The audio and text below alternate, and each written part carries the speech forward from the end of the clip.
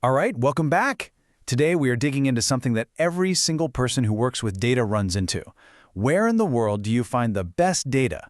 And maybe even more important, how do you know if what you found is complete and utter garbage?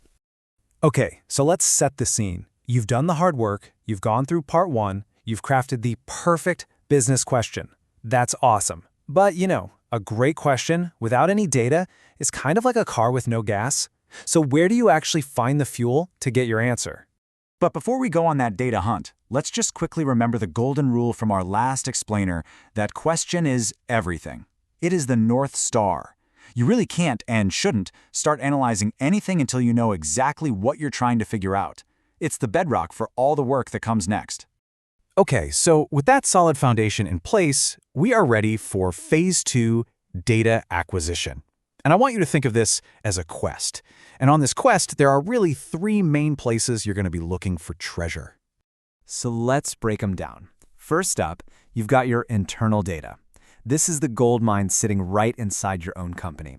Think sales records, customer info, that kind of stuff. Then you've got external data. This is all the public information out there in the world, like government websites or big industry reports. And finally, we have APIs. These are just fantastic for grabbing live, real-time data feeds straight from other. So you found a source. It looks promising. Great. But, and trust me, this is a huge but, simply finding a data set is only the very, very beginning of the story. The real work, the real challenge is actually just getting started.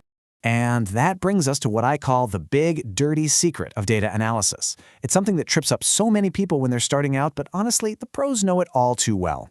It's the 80% garbage problem. And the scale of this is, well, it's pretty shocking. Yep, you heard that right. A whopping 80% of all the data you're going to come across is, for lack of a better word, garbage. It's just not usable right out of the box. It's messy, it's incomplete, sometimes it's just flat out wrong. So if most data out there is garbage, what does that make you? Well, you're not just an analyst anymore. You, my friend, are a data detective. Your most important job at this stage isn't to find an answer, it's to investigate. You've got to put on that detective hat, grab your magnifying glass, and figure out if the evidence you've collected is even worth looking at. Now, every good detective knows what to look for, right? They know the clues. And in the world of data, we call these clues red flags. They're the little telltale signs that tell you, hey, something's not right here. Let's walk through the big ones. The second you open a new dataset, your eyes need to be scanning for these 3 major culprits: missing values, outliers, and of course, incorrect data types. Let's take a closer look at each of these usual suspects. First up, missing values. This is exactly what it sounds like. We're talking about empty cells, blank spots, just gaping holes in your data where information is supposed to be. If you see tons and tons of these, that is a major red flag that your dataset might just be too incomplete to be useful at all.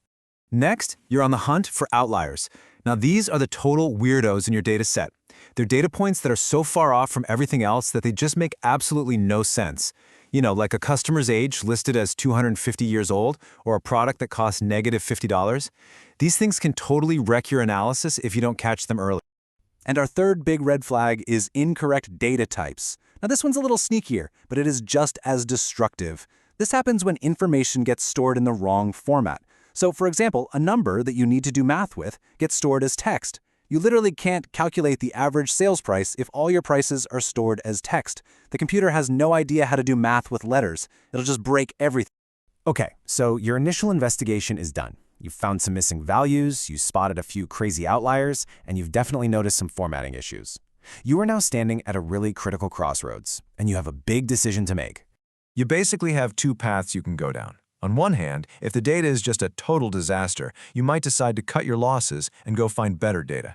Basically, you start the quest all over again for a cleaner source. On the other hand, you can decide to stick with what you've got, roll up your sleeves, and commit to the long and sometimes painful process of data cleaning. And let's be super clear about this. That second option, data cleaning, is an absolute beast. This is the phase where analysts spend the overwhelming majority of their time. We're talking up to 80% of their entire project, just scrubbing, fixing, and whipping the data into shape before they can even think about doing any actual analysis.